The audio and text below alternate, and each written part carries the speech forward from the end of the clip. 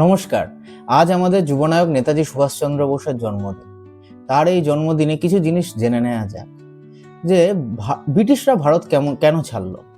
তৎকালীন British PM Clement Attlee যেটা বলেছেন, ব্রিটিশরা ভারত ছাড়ার মূল কারণ ছিল হচ্ছে আজাদ হিন্দ ফৌজের মুভমেন্ট।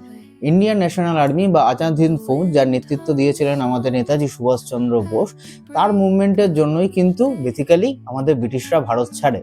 কারণ তার আগে 1942-তে মহাত্মা গান্ধীর কুইট ইন্ডিয়া মুভমেন্ট ফল করে গেছিল।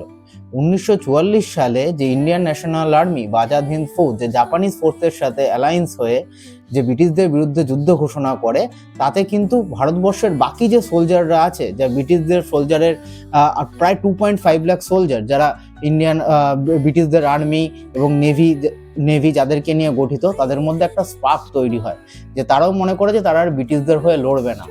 যদিও আজাদ হিন্দ ফৌজ এই 1944 সালে যুদ্ধে হেরে যায়, কিন্তু তারা যে স্পার্ক তৈরি করে, এই স্পার্কের ফলে আমাদের ভারতীয় যারা সোলজার, যারা ব্রিটিশদের হয়ে লড়তো, তাদের উপর আর কন্ট্রোল করতে পারে না। এছাড়াও ওয়ার্ল্ড ওয়ার 2 এর পরে ইকোনমিক্যালি অনেক ক্রাইসিস দেখা যায় ব্রিটেনে। তার জন্য তারা ইন্ডিয়ার মতো এত বড় জায়গাকে আর পয়সা দিয়ে বা মিলিটারি ফোর্স দিয়ে আর কন্ট্রোল করতে পারে না। তাই এতেই বোঝা যায় যে আমাদের যুবনায়ক নেতাজি সুভাষচন্দ্র বোসের ভূমিকা কতটা গুরুত্বপূর্ণ আমাদের এই দেশ স্বাধীন হওয়ার জন্য। ইনফরমেশনগুলো ভালো লাগলে আপনারা চ্যানেলের সাথে থাকবেন, ফলো করবেন, সাবস্ক্রাইব করবেন। Thank you.